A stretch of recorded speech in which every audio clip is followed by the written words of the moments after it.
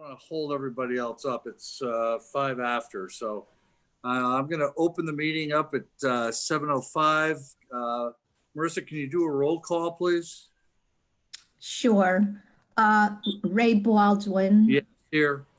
Dan Sacco. Present. Michael Lombardo. Here. Steve Lemoyne. Here. Mary Beth Thornton. Here. Dan Martin. Here. Ernie Foydo. Here. And I thought I saw Preston Merritt. Preston. Merritt just jumped in. Good. Thank you, Preston. Welcome. Thank you. And Bruce Missing Silverstone. Bruce Silverstone.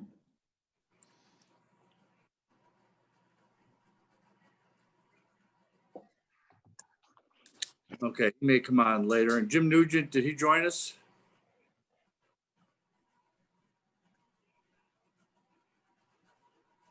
Okay. All right. I'll declare we have a quorum. We have 6 people on. The item on agenda is the Pledge of Allegiance. Will you please join me in the pledge? I pledge allegiance to the flag and to the United States of America, and to the republic for which it stands, one nation under under God. God, indivisible, with liberty and justice for all. Thank you very much. The next item on our agenda is public comment. Bill, is there anybody from the public out there? If there's any member of the public who wishes to speak, you can press the raise hand button at the bottom of your screen to indicate that you'd like to speak, and we'll bring you in.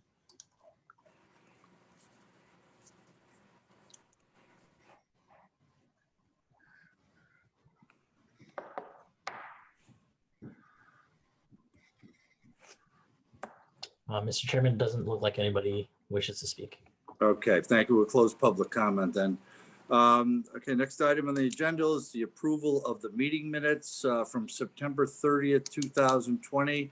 Do we have a motion to approve the minutes? I make a motion. Do we have a second? Okay, we have a second. Is there any discussion about those minutes? Hearing no discussion, we'll go to a vote. All those in favor of approving the minutes signify by saying aye. Aye. Aye. Any opposed? Any abstentions? None. Okay. All right, our next item on the agenda is discussion and the vote on the kitchen and bar floor plan.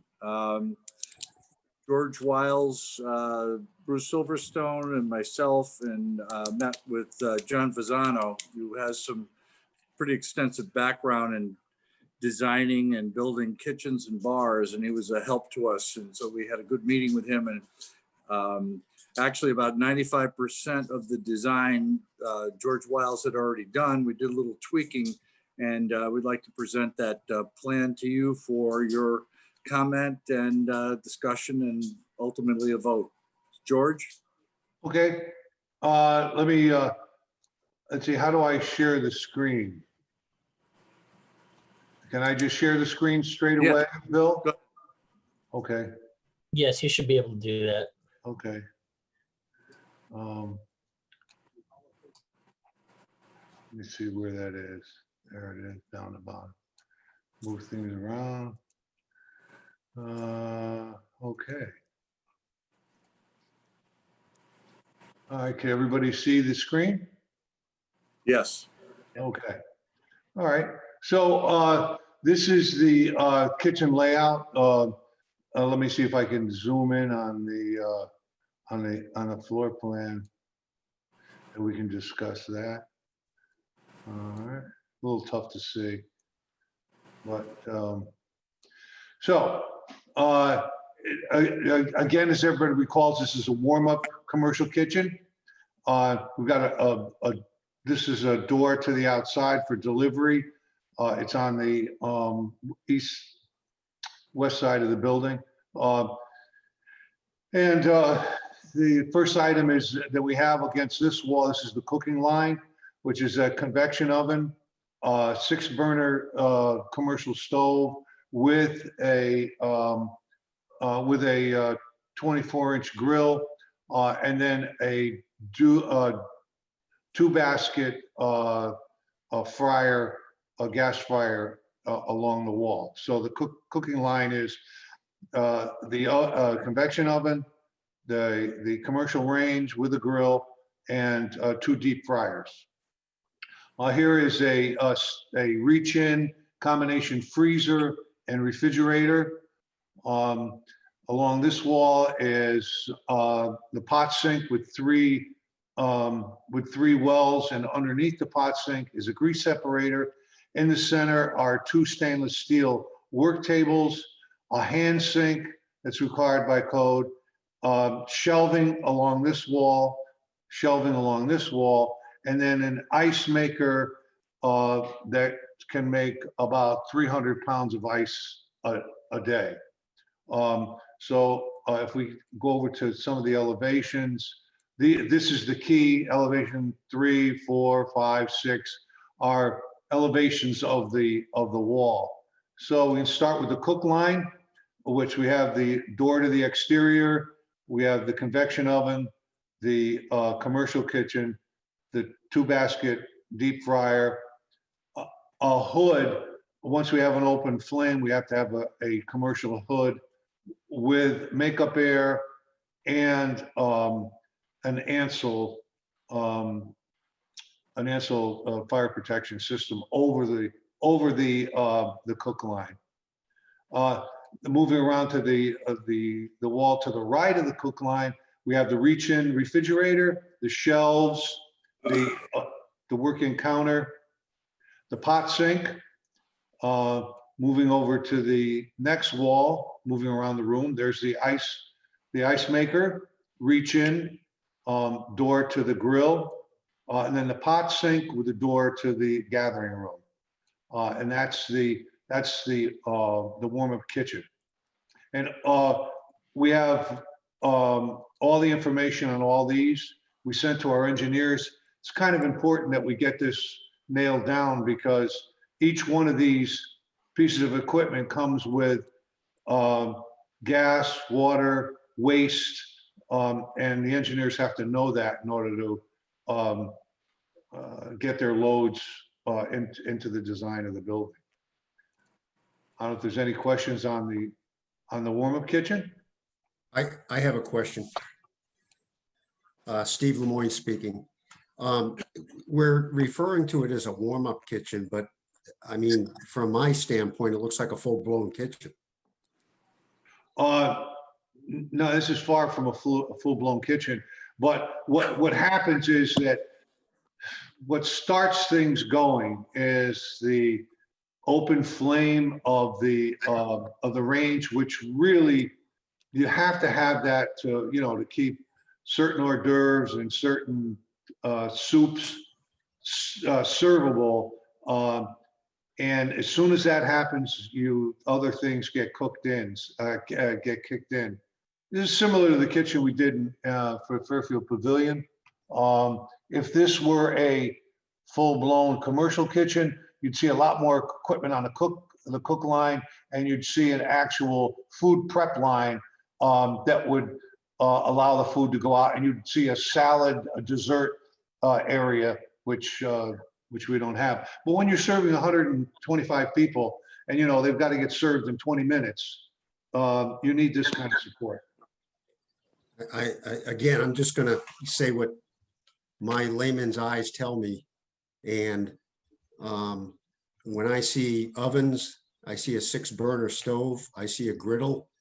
I can make anything I want in there. It's not just warming up. Well, you can then that's basically the purpose of the kitchen is to supply a wide range of the second step before serving the food. I have to say, Steve, that we like I said, we met with John Vazano, who owns several restaurants and been doing catering for 25 years. And we asked him, and he had a similar setup to St. Catherine's. I don't know if you're familiar with St. Catherine's of Siena, has a big hall there. And they have a warm-up kitchen too. And as George pointed out, when you're serving 125 to possibly upwards of 150 people, you have to keep food warm for some period of time. And we don't have all of the major kitchen equipment that you would find in a commercial kitchen, but you still have to have enough stuff in there to warm and prep. So, Right. yeah. Right. Yeah. Is it common to have a fryer in a warm-up kitchen? I'm sorry. Is it common to have a fryer and oil in a warm-up kitchen? Because I thought that might be an issue. Especially if we have people coming in and out, different groups, especially with the hot oil at the end of the day. Well, That came about when we met to review the kitchen, is that for certain appetizers that come in, how do I put it, not fully cooked, they need to be that last food prep needs to be done before they serve. And many of the appetizers are fryer based, so that's where that came into being. The management of the kitchen, out in Fairfield, I mean, they have a pretty stringent program as far as, leaving a deposit, the review of the kitchen on how it's left as far as its cleanliness goes. In addition, I think what they do is they have a preferred list of caterers that people who rent the hall can draw from.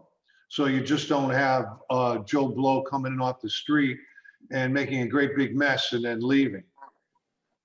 So there is some management to the kitchen.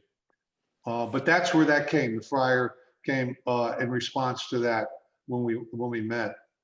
We also had a microwave and that we suggested, and the microwave doesn't work. It's not fast enough. That's where the convection oven comes in, so that you can turn, the food prep around really quick. So both of those came from that. Yeah, Mary Beth Thornton here. I would just like to suggest that it's a misnomer. It's called a warm-up kitchen. It doesn't mean you're going to be bringing in foodstuffs that just need to be warmed up. As George has said previously, some of the foodstuffs have to be deep fried to be completed to be served. So I think all of us maybe should not take it literally that we're just warming up the food. The food has different types of preparation before it's served to a large group, and it doesn't include just warming it up. And I'm not a chef, obviously, I don't work in a restaurant, but that's just my point of view. So, and I guess maybe if we can talk a little bit about the definition of a warm-up kitchen, the difference between a warm-up kitchen and a true commercial food prep kitchen, in that the food comes to this kitchen already 90% prepared. Whereas a commercial kitchen, you would have the raw vegetables, the raw meat, and then you would then build the meal. Whereas these meals are already built off-site, and the last 10% of warming them up so that they're served hot happens in this kitchen. That's really the biggest difference. So you'll see a lot of big stuff, the big equipment in here, but that's because you gotta get the stuff out in a hurry.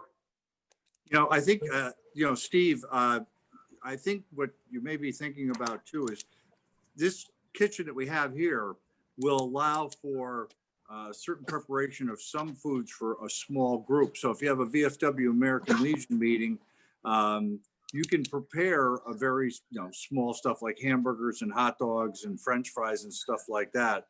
That you can probably do with this kitchen, but it's not like if you're going to serve a large gathering of 125, 150 people, this kitchen would certainly not be adequate enough to handle that. To start from scratch and prepare it. And, Steve, you have some experience down at Port 5. What's the largest group that you guys serve down there? I'm having trouble hearing you. Are you on mute? Come on, you're on, okay. Your audio is, He's He's muted. not moving. Oh, We don't there he get goes. it. There he goes. Steve, you on?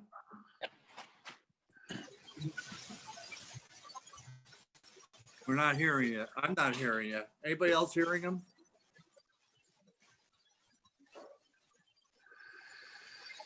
Is anybody hearing Steve? I am not, Preston. No. No. No, can't hear him. Hey, Ray, can I ask a question? Sure, Rena, go ahead. I was just wondering, George, from the kitchen layout, I noticed that the sink is all the way on the opposite wall to the stove and the fridge is on the wall in between. Was that something that John Vazano recommended, or, because I would have, like, if it were me, I would have wanted the sink on the wall that you're putting the refrigerator and the refrigerator where the sinks are. I was just curious, did he lay that out?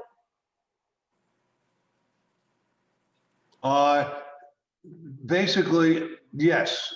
Basically, this is the dirty side of the kitchen where dirty dishes or trays come in. And this side of the kitchen is the clean side. So we really don't want to put, Okay, got it. right. Different from a home kitchen, like, you know, you're really trying to segregate. That's interesting. Steve, are you with us? No, you're garbled again. I'm going to call you on your cell phone and I'll put you on speaker so at least everybody can hear you. How's that? Let me try it. Let's see.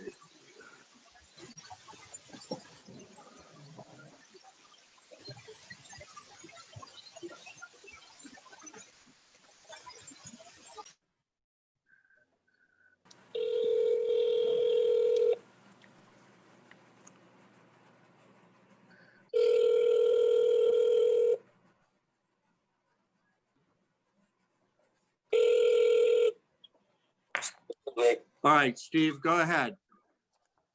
Yeah, some of my questions are coming from the fact that we do have a kitchen that looks almost identical to the kitchen in this plans down at floor 5. And these cook full meals from scratch. I mean, you know, the raw meat, our food is not 90% prepared when we serve it. We serve from scratch. So I mean, you may call this a warm-up kitchen, but it's a full functional kitchen, and we can prepare meals from scratch. Can everybody hear him? I cannot, Preston. You have to repeat it, right? Let me try to say Steve is the commander of the Port 5 down in Bridgeport, and they have a kitchen, and they have gatherings upwards of 100 people. And what he's saying is that the kitchen that we have here looks very similar to the one that is down at Port 5. Listen, I'm not an expert in this. I wouldn't even, I don't boil water wells. So I'm relying on the people that are in the business to give me direction here. So. Can I add something, Mr. Chairman? Sure. So I keep looking at this project and as we go along, I'll continue to do the same thing from a first responder perspective. And I can tell you, at least from the police side of it, if we had a situation like Hurricane Sandy, Irene, Alfred, the snowstorm Nemo we had quite a few years ago, we had situations where we were very concerned with officers getting to work to fill the next shifts. And if we have a place where, and this may never occur, but that would be to have something like that at a site like that is I could keep people local if needed and house them, feed them, let them sleep and still have them in Trumbull to work if we couldn't get them home because we're afraid that they wouldn't be able to get back. So it's just a thought that kind of came into my mind that it could function as a place where we could serve people if we needed to, if I needed to put some people up there to bunk for a couple of days or something like that. That's a good point. Yeah, that's a very good point, that we could actually, in a case of emergency for officer housing, we could actually put cots in there and actually feed them in there. But I still like to hear some more from Steve about his perspective. I've been to Port 5. I've been to some of the functions they do. They do a lot of, they do a lot of pasta and, some prepared food. But I listen, I'm not going to even hazard an opinion here as to whether it's too much or just right. Steve, have you able to figure that out? I would prefer, I'm sorry, Steve. Go ahead, Preston. I would prefer to have a little bit more capacity than not enough. So if we're going to err, I think that we should probably err on being able to overserve rather than to underserve. Yeah. I can tell you, this is almost the identical that we've done for 2 other facilities of the same size. The biggest thing is that when the food leaves and goes to the consumer, there are certain temperature requirements that have to be maintained once the food is plated, and you need this type of equipment to get that food up to temperature to be served. In a commercial kitchen, what's really different is the food prep line, and then a walk-in freezer, a walk-in refrigerator, and dry goods storage. Those are the other things that would cause this to become a commercial kitchen, which would take up 4 times the size of this. So this is relatively, when you think of a commercial food prep kitchen, this is quite compact.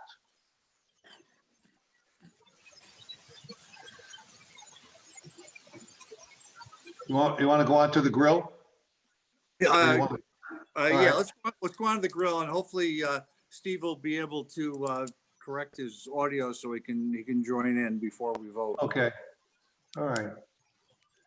Well, the grill.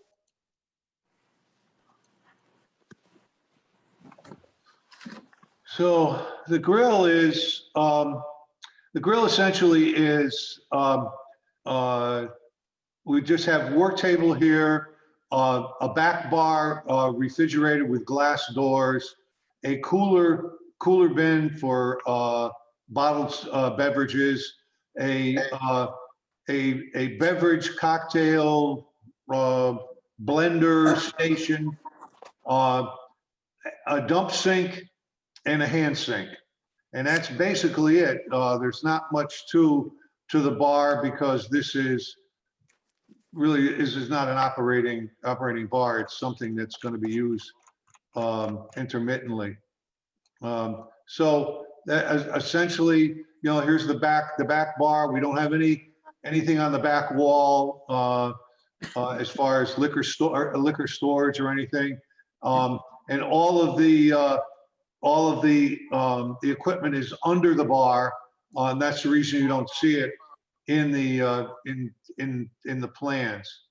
But essentially it's a cocktail prep sink with a blender station, a dump sink, a hand sink, and a back under counter 3-door glass refrigerator, and then a cooler for beverages. And that's it for the grill. The access from the grill to the kitchen is right here. And then this is the gathering room, and this is the deck. So it kind of can serve both the gathering room and the deck for outdoor activities. Now, in addition to that, what we've done is we've listed all the equipment, and we've sent those cuts on to Ray to be reviewed. And then we sent all this information about that equipment onto our engineers, as far as the BTUs, the horsepower, the how many amps it draws, what's the circuiting. And we sent those cuts, those catalog cuts on to them also. And all this, these long are the internet addresses so that everybody can see exactly what we're talking about when the project finally goes to bid. So that's basically it. To summarize, the grill is basically 2 sinks and a refrigerator and 2 refrigerators. That's essentially it. The kitchen, the warm-up kitchen is essentially a 3-piece cook line, a 1-reaching refrigerator, and a pot sink and a hand sink, and then stainless steel work tables. That's it. Now the finishes by health code is a quarry tile floor, and then the walls will be FRP, which is fiberglass reinforced panels. If the committee approves this, our next step will be to take this kitchen to the health department to get their input as to, you know, the location of the hand sinks. Do we have enough? Do we have enough wells in the pot sinks? Do we meet the health code?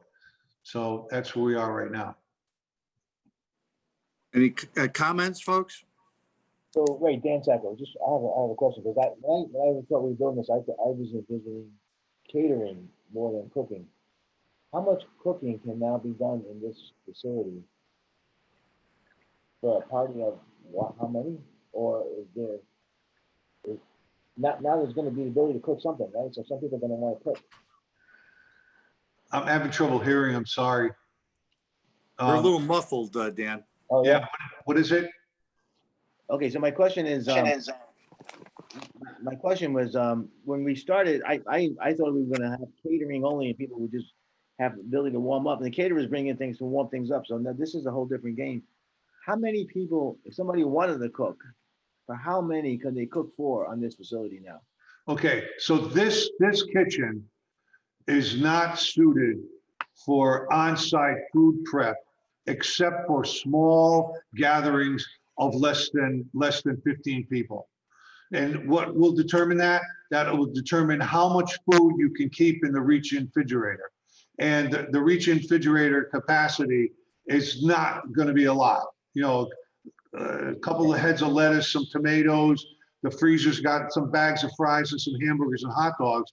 That's about it as far as on-site food prep. Okay, so it's really small. Then it's not a place, it's just a place if somebody had a few people. And does the fact that you can now cook things on premises, is that in any way ability to change liability or insurance or anything like that? That's over my,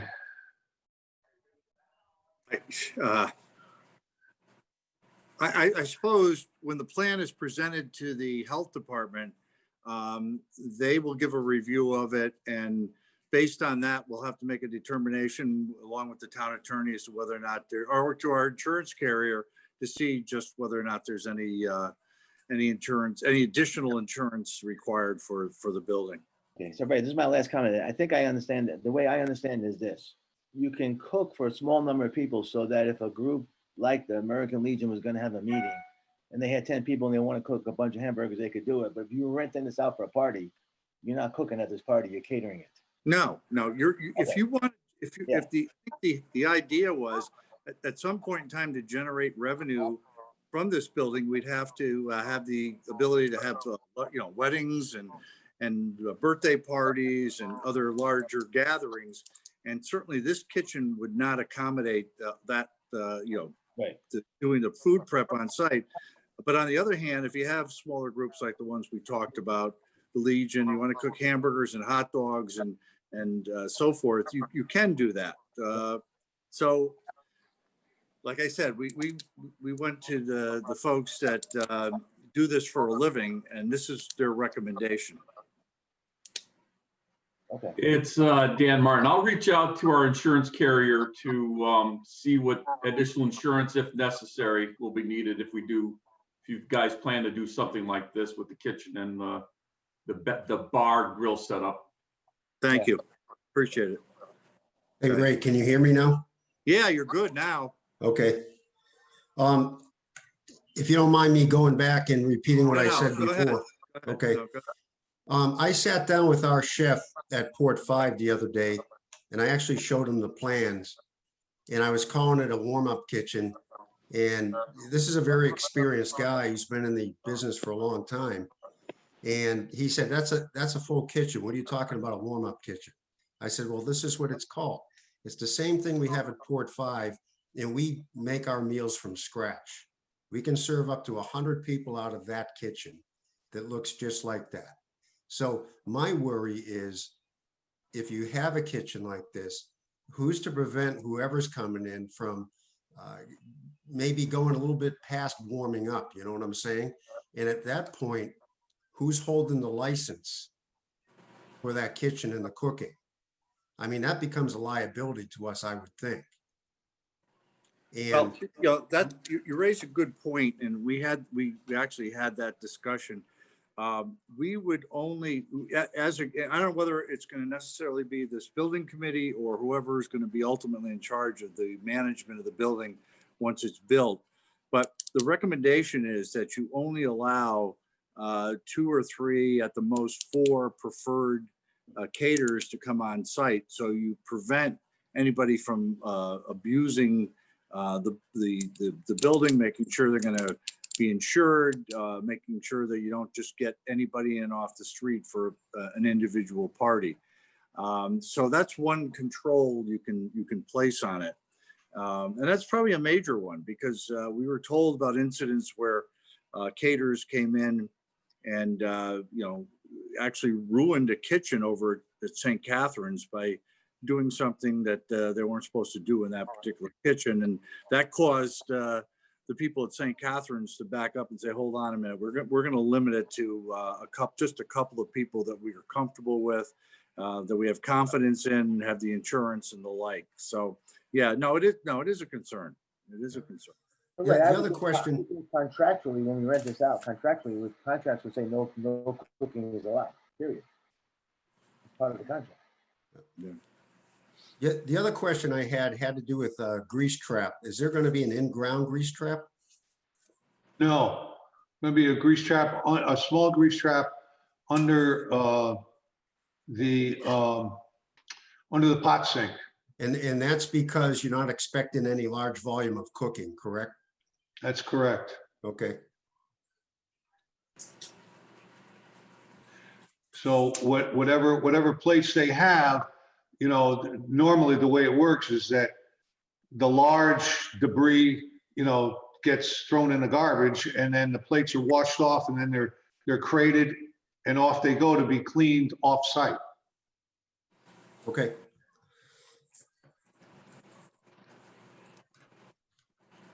Steve, anything Yes. more? Nope. Okay. That's it. Okay. I'm going to go down the list here. Mike Lombardo, anything else to add? Chief? No, thank you. Okay. Dan Sacco? Nothing else, no. Mary Beth?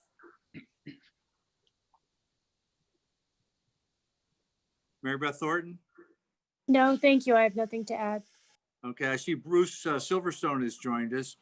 Bruce was part of the meeting with John Fasano. Bruce, anything you want to add?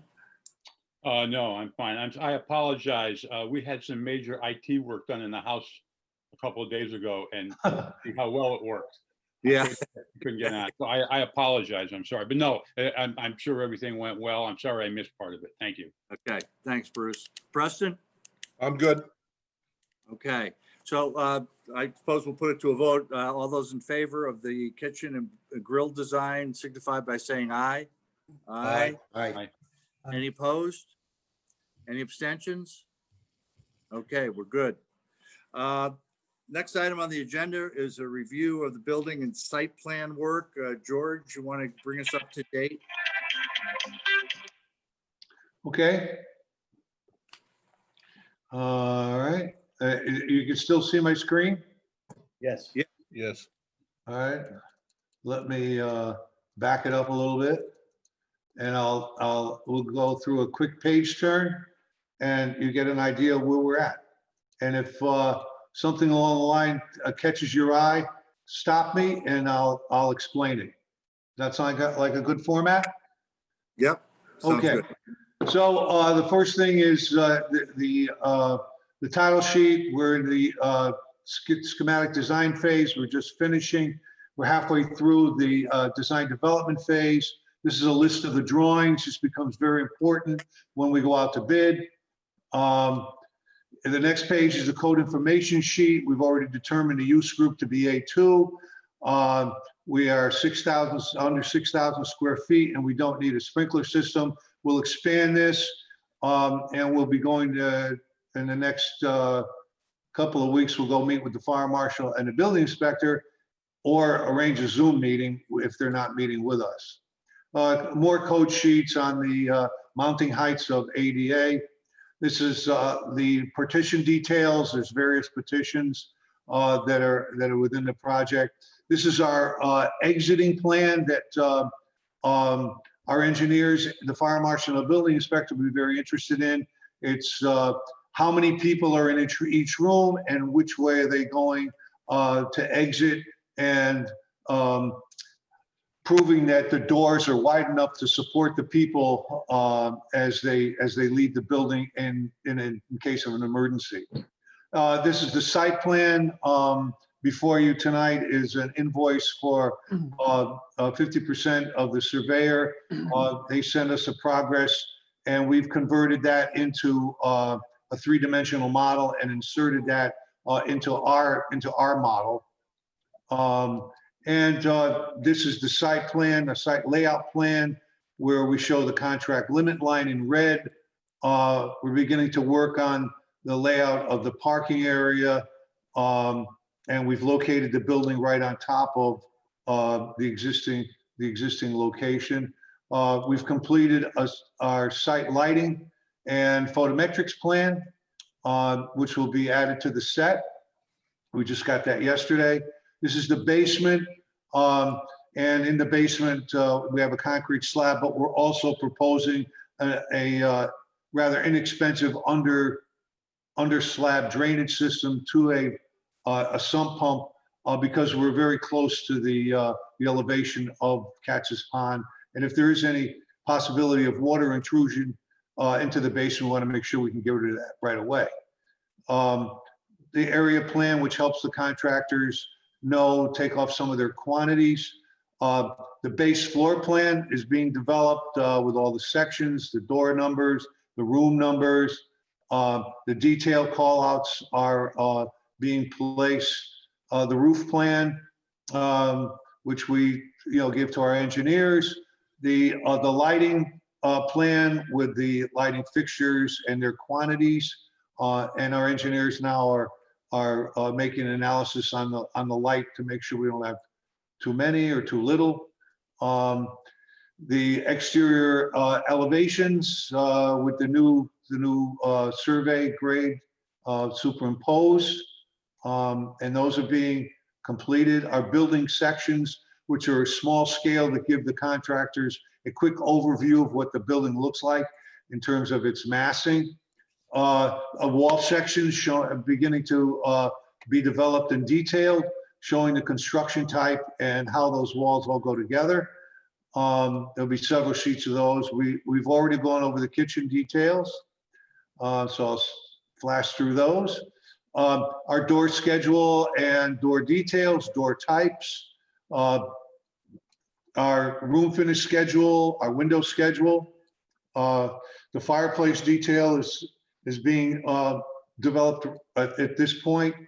Onto the electric drawings. We've got the beginning of our outlets to be located. Some of the circuits are identified. Some of the equipment has been wired, beginning to get wired for the kitchen. The boilerplate for the mechanical systems in the basement.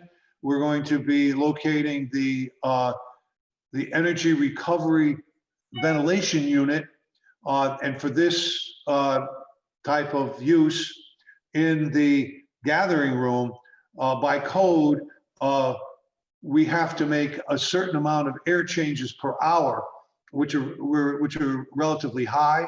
And rather than take that air and just discharge it into the atmosphere, we take it back through a return air grill into the basement. We take extract as many BTUs as we can out of that air, then exhaust the air, reintroduce those BTUs into the new air that's coming in from the outside, so that our heating unit load isn't so high and our energy consumption is low. So that unit is in the basement. There's another unit that's located above the ceiling in the kitchen, and another unit located above in the storage room. We've asked the engineers to slow down the volume of air so we don't get background hissing, so that if during a presentation or a meeting that the speaker isn't fighting the turbulence of the air. And that's the reason you see so many supply grills, because we want that air to just float out there. And that's what that is. So that's, here's some sections showing our ductwork that goes around. And this is something that's come about with the introduction of working in 3D, is that we get the opportunity to see the ductwork and the structural together in one view to take out some of the conflicts, so that we can make sure that everybody's got a path to get around. There's that ERV unit in the basement.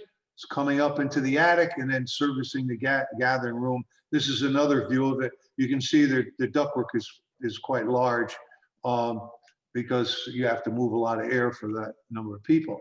This is all the equipment selections, their capacities, the schedules of grills, some onboard specifications with a quick reference for the contractor, mostly boilerplate. There'll also be a full volume of written specifications that go along with this. The plumbing is just beginning to pipe all of the toilet fixtures in the bathrooms. They're all gathered in one space, which makes it very efficient. That's basically where the plumbing is right now, with some boilerplate. The structural engineer he sized the exterior walls and the footings. He's got the framing system going on for this floor, which in the classroom areas is going to be steel frame with a concrete slab. We struggled with the floor to floor height, and we had to compress it because I wanted to hold the finished floor elevation of the basement 1 foot above the elevation of, or right at the elevation of the shoreline of Katz's Pond. And that, in conjunction with the front entrance, without getting into a large fill, caused the building to come up out above the parking lot by about 18 inches. In order to accomplish that, I had to, the engineers and myself, we compressed that structural system so it fits into those constraints. The framing for the roof is going to be conventional 2x10 framing. The vestibule and the gathering room will be heavy timber exposed trusses, and those are being developed right now. And that's it right now. We're up to 47 sheets in the set. Probably in the next week, we'll probably be adding probably 4 or 5 more sets. So in the end, that set will be somewhere in the area of 50 to 55 drawings, with a set of specifications that'll be around, between 250 and 350 pages. So here's where we are. I think that my recommendation is, if this meets with the building committee's approval and we continue to move forward, we complete the design development phase, and then we have a budget resolution meeting where we go out and get a detailed professional estimate to give us some type of forecast of where we are. And if we find that we're close to the budget or over the budget, then we can begin to talk about value engineering or add alternates so that we can bring the project in on budget. So that's where we are right now. The only thing that's lagging behind is the civil engineering. And that is because our office, not the civil engineer, hasn't had the opportunity to talk to the engineering department to see exactly what they're going to do as far as stormwater management is concerned. And we're hoping that they don't. Right now, the engineering department has the philosophy that we want to return the runoff of the property back to the 1952 runoff rate. And we're hoping that that criteria will not be applied to this project. And we'll have that discussion with them, and we'll report back to the committee one way or the other. So that's where we are right now. Okay, Any questions? I'll be more than happy to answer them. I think everybody just got, take water from a fire hose. That's the way I feel. We went through this. Yes. That was a flash. That was flashed through. Hey, Ray, I have a question. Go ahead. Any questions? Yeah, I have a question. Steve Lemoyne. Where are we with the infamous dumpster location? The dumpster location is going to go over here, Okay, right in this location. And I'm waiting to place it until I find out exactly how we're going to drain this parking lot. And if we have to come through here, then I'll shift it up into this area. okay, thank you. George, one question. What is the, I see we have different roofs. What is the pitch on the roofs? I should know that. Is it 4.5, 5 inches? Steeper than that. The pitch on the major roof is 7 and 12. And that's essentially it. The front, I think, is a little bit steeper. It's like 8 and 12. Okay, thank you. George, is there any room for storage in the basement? Well, there is room for storage in the basement, but there's quite a bit around here. The engineer put the unit right in the middle of the floor. I said, Peter, what are you doing? So he shifted it over to the wall there. Let me zoom in on that. So he put the unit over to the wall, and then we've got the ductwork that's going to take up some space. But we've got plenty of storage all the way around it.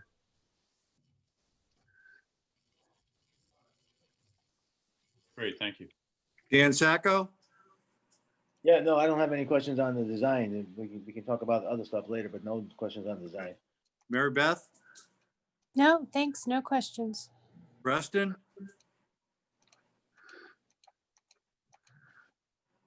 Preston?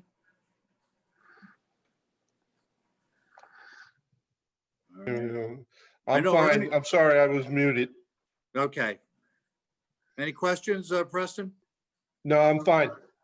Now, Ray, I did send you the link to everything that I showed. So if somebody wants to go in and spend some time looking at it,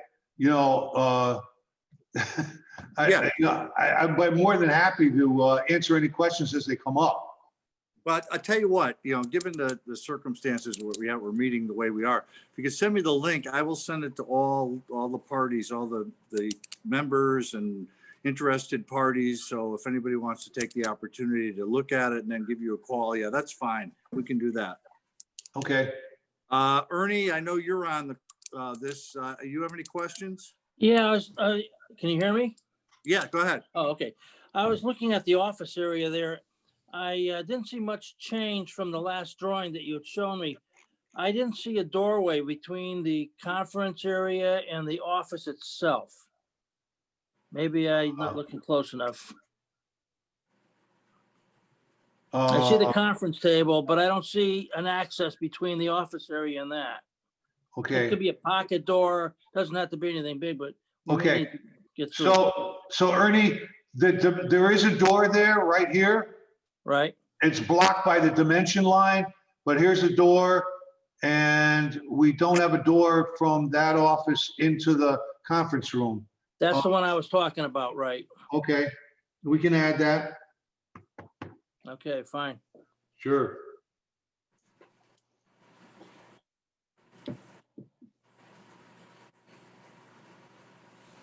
Other than that, I like what I see. Very nice. Very good.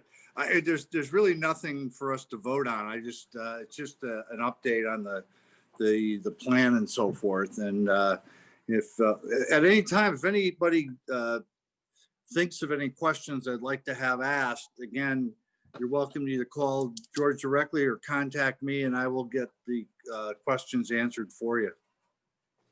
All right. Hearing no other questions, we'll move on to the next item on the agenda, which is the approval of invoices for work performed by Wiles and their subcontractors. I think there were 2 invoices submitted. One is 5721 and one is 5717. And at the request of Dan, George provided us with some more detail on what those invoices represent.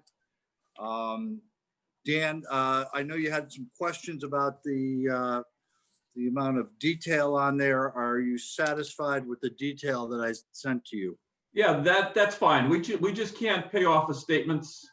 We have to see work that's been done, and to what I see here, it's fine. There's no issue there. I do have a question about 5721. What budget is this coming out of? Because I don't see the surveyors coming in out of any of this plan here. George?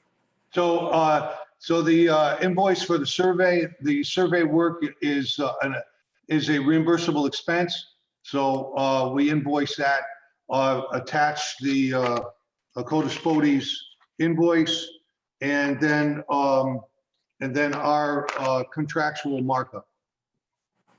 But we have a 4-line, you have a 4 or 5 line contract for 185,000. This is not identified in your contract for 185,000, even though it's reimbursable. We're still spending $4,000 here. That's not, that was not part of our $185,000. It's an additional service. And there is a list attached to the contract that clearly states that those, that the survey is not part of our contract, because really it goes with the property. And it's something that the owner really. Dan, I think. Okay, so the committee should be aware that based upon the bonding you have right now, you have 200,000. Yes. That leaves you with 15,000 available. You're gonna take 4,000, you're gonna take 7,000 of that 15,000 for this one thing, just so you're aware that this is gonna come out of that pot. And you're also paying Marissa out of this money, out of that 15,000. Just so you're aware. Paying what? What was the second thing you said?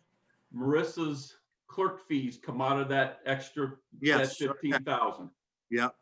So you're taking 15 less than 7, or almost 8,000.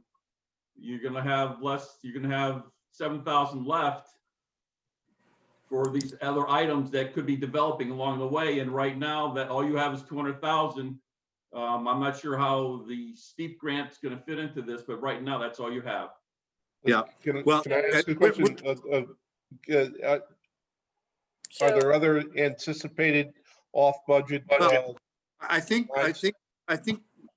there are going to be other expenses and costs, and maybe when we can approve these because we have the money to do it. But Rena is going to get a little bit. The next item on the agenda is the steep grant, and $128,000 is money that's going to be used for the first phase, which includes this work that Dan referred to. The other items that may come up, that's part of the preparation to get us to the point where we can do a bid. So Rena can speak to that, but I'm not concerned about that $4,050. The survey we need to have done regardless. I'm not telling you not to spend it. I'm just giving you aware of what you have, and I appreciate just for your information. Hey Dan, maybe I can just comment a little bit. $185,000 includes the bid phase and also the construction phase, which is about 40 $46,000. And I'm sure the committee's not going to authorize us to go out to bid. So really, right now, we're going to just go up through construction, the construction document phase, which is well under the 185,000. All right, we've committed 185,000 to you right now. So that, I'm looking at 185,000 on a $200,000 budget. You're spending $9,500 for the survey that you're partial billing for us.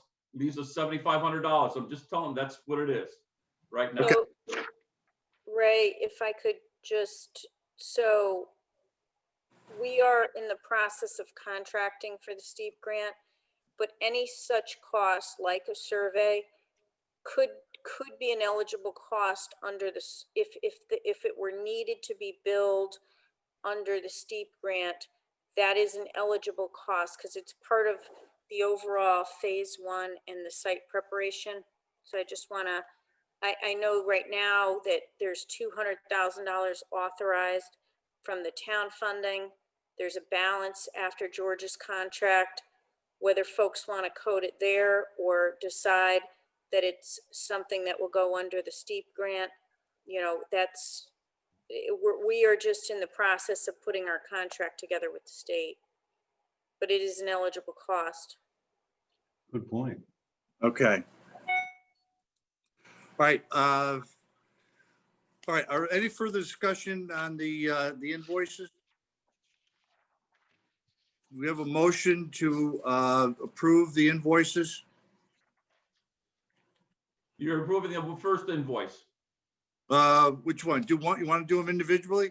You should be doing them individually. Okay. All right. I have do we have a motion to approve invoice 5717? So moved, Mary Beth. Mary Beth moves second. I'll second it. All right. Any discussion? All in favor signify by saying aye. Aye. Aye. Any opposed? Any abstentions? Okay. Next invoice is 5721 for $4,050 for the site survey.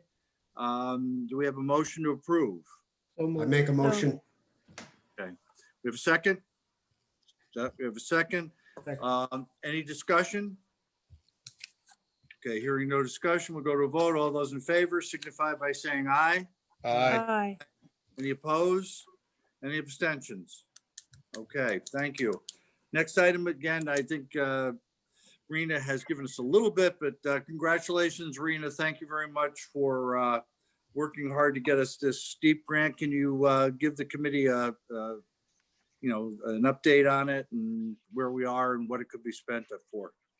Right, so folks will remember that we were limited to $128,000, $128,000, I believe it's $500. And we were awarded that full amount. Our match is the $200,000 town contribution. So that is considered phase one. So the design that George is dealing with and the phase one demolition of the existing structure, hauling the materials off the site, and loosely defined site preparation earthwork issues are part of phase one. So things like a survey, which was raised just now, those are all part of the design and or the phase one site preparation. They're things that need to be done to accomplish certain goals in phase one. So those things would be eligible under the STEEP grant, as I mentioned. So you have a little bit of room to define that site preparation, that phase one, a little bit there, okay? But part of what we have promised to do explicitly is to take the building down. So we will need to, at the right time, perhaps on a parallel track to George's work, or perhaps after George's work, we will have to create specifications, either if the town is going to contract that piece to have a company come in and take the building down, or if the town's going to do it themselves. I'm not sure, Ray, what George and you have spoken about with that regard. Did you? Well, I had a conversation with George Estrada. At the time we had the conversation, because of, his restrictions with COVID and his workload with the leaf pickup that was just beginning. He wouldn't be able to do it for us in the very near future. And, we still have work to do, and we still have to wait till the grant money actually comes in. So we have a little bit of time. So I'm hopeful that after the first of the year, maybe into February, he and the Public Works Department may have some time to give to us to help clear the site. Okay, so if for any reason the demolition of that building is too much for them or anything like that, then the committee here has to decide if they're gonna bid it out, and we would have to develop bid specifications to hire such a demolition contractor. We've Yep. done that before, so I have some sample things that Kevin and I can work on, or George and I, or whoever. But we would need to put that piece out to bid. So again, I'm waiting for the contract package from the state. I don't have it yet. We did accept formally the allotment. We had to do that by email, and they're supposedly getting a program officer assigned to our project, and they're going to send me a contract package. As soon as I get it, I'll be in. So Does that require any action on the part of the building committee, Rena? Or is that just off? no, it doesn't require, we've already taken it to council. I don't think there's any requirement regarding the execution of the contract.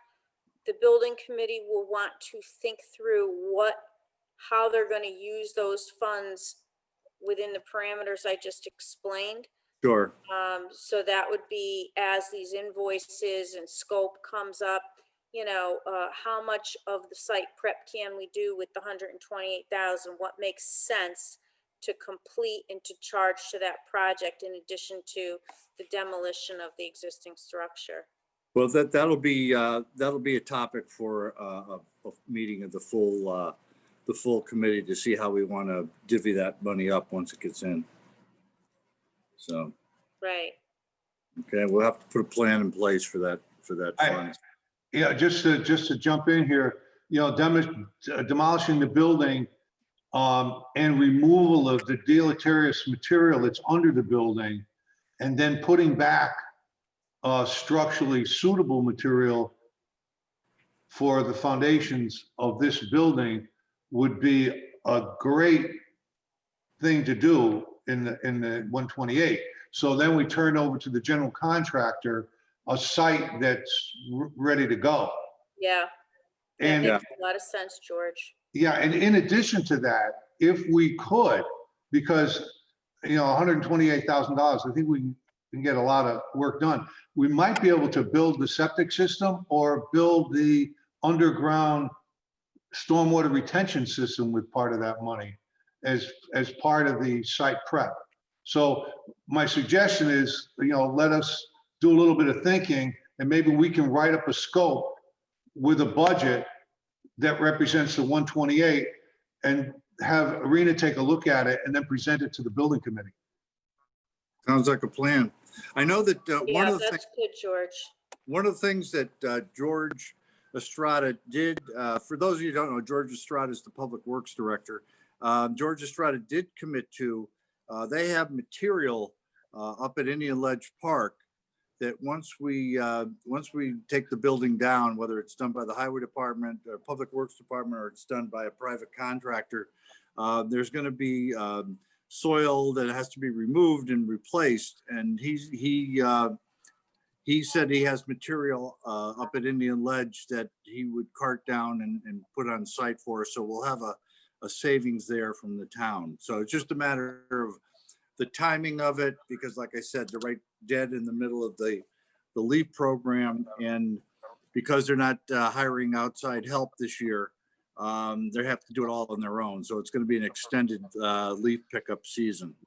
So if we just put it in context, and I'm just shooting from the hip, but if we say, taking the building down is $10,000, but the site excavation, which we've got about 6,000 square feet, about 10 feet deep, that's somewhere around 2,000 cubic yards. at $50 a yard, that's $100,000. If we can get that material and we get it transported to the site by the Public Works Department, that would be a great partnership. Okay, okay, that's my project. And then we can start doing some stormwater septic system with that same money, 128.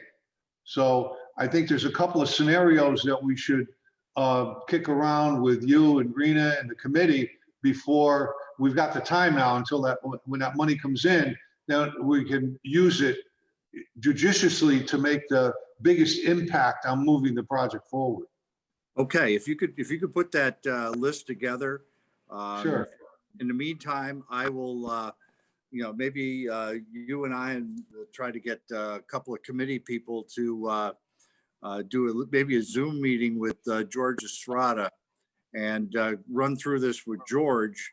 And then better yet, maybe we'll ask George to attend one of our building committee meetings and ask him just what it is he can help us with. But we'll probably do that after the first of the year. Okay, so what I just need, guys, is for everybody to keep me in the loop on that so that as I'm developing the contract, that we're coordinated and that I'm not writing anything that doesn't work with what George is saying. I think, George, you have an excellent vision for how to get us, like you said, we want to use this to get us in the best position for construction, and so forth. So I'm all for that. It's just, I have to make sure that I'm aligned in what I'm writing with what you're thinking. And I'll write up a couple of scenarios. If we get the material from the Public Works Department, but we don't get the transportation, that's one scenario. If we don't get anything, that's another scenario. Yeah. So I'll write up a couple, try to put some numbers to it. I'll ask our structural engineer, what's the quantity of structural fill he estimates that's needed based upon the geotech study, and then we can make some rational decisions on how best to spend the 128. Okay. I just don't want to hold up the contracting, not knowing enough specifics. So, the sooner you do that thinking, probably the better. Okay. All right. So thank you. Thank you. Thank you, Rena, for your work on that. Does anybody else have any questions about the 128,000 and, any opinions that they'd like to share? Hey, Ray, Steve Lemoyne. Yeah.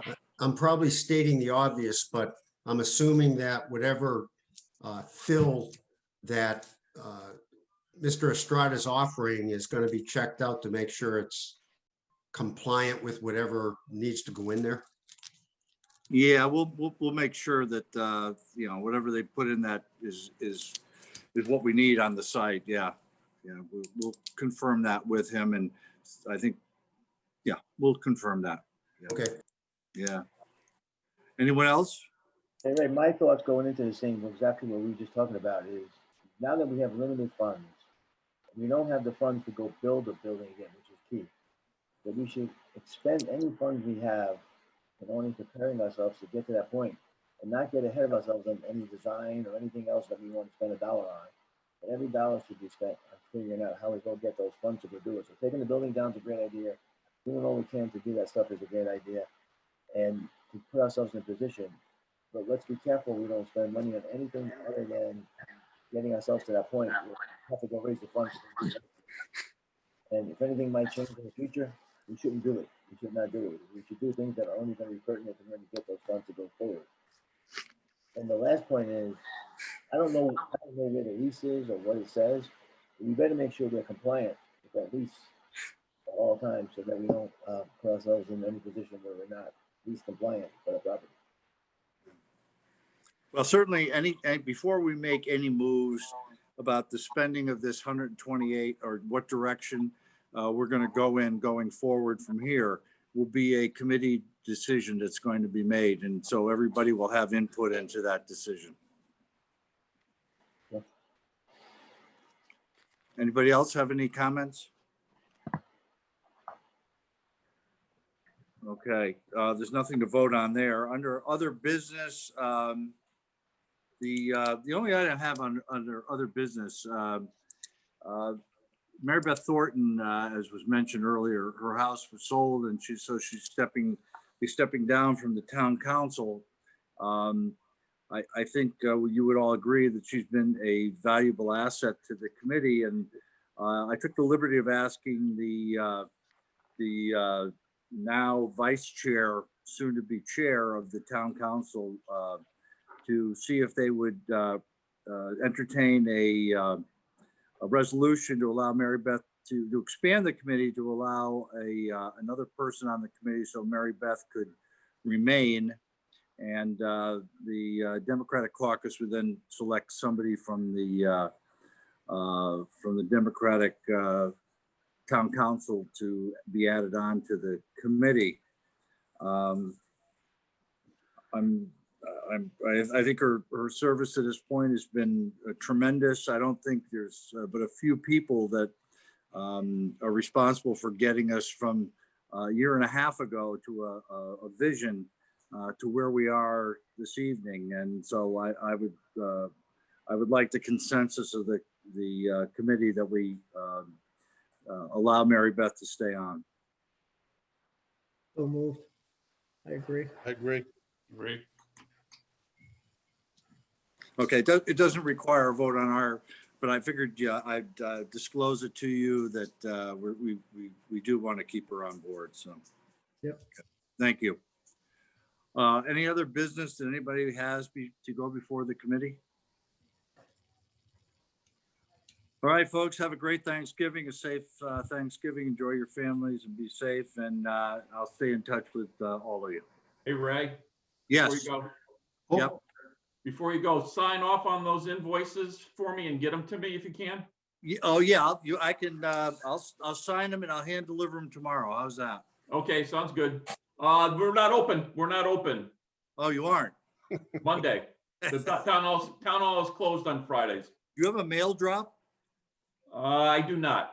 All right, then I'll come by Monday. Okay, All right? Thank Thank you, you. Dan. Appreciate your help. no worries. take care, guys. All Thank right, you. have a good night. Thanksgiving, everybody. Thanksgiving. Good night, everybody. Bye-bye. Good night. Thank you. Happy Thanksgiving. You too. Okay, thanks all.